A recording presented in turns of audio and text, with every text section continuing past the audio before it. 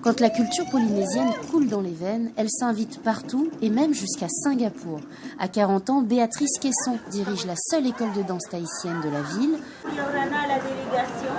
Celle qui a grandi à Pir'e partage sa culture depuis 15 ans avec des élèves tout aussi passionnés. C'est une histoire plutôt marrante. Ma sœur, elle vivait ici, Lila.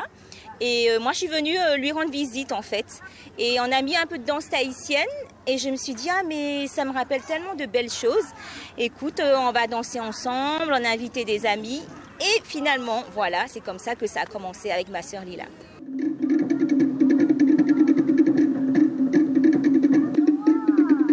La plupart de ces élèves dansent depuis plus de 4 ans. Même les plus jeunes ont rejoint la joyeuse troupe, conquise par le rythme des toere. Déjà, les costumes, ils sont beaux.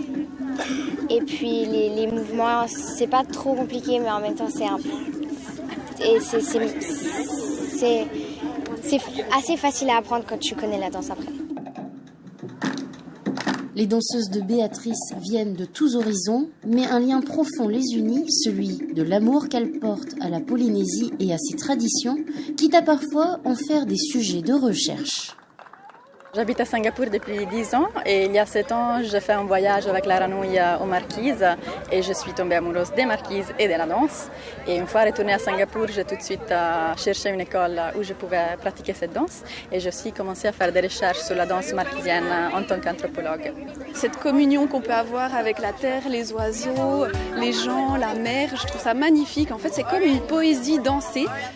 Chaque semaine, les danseuses de Singapour empruntent cette passerelle d'évasion qui les transporte jusqu'au plus beau rivage de Polynésie française. Bye bye.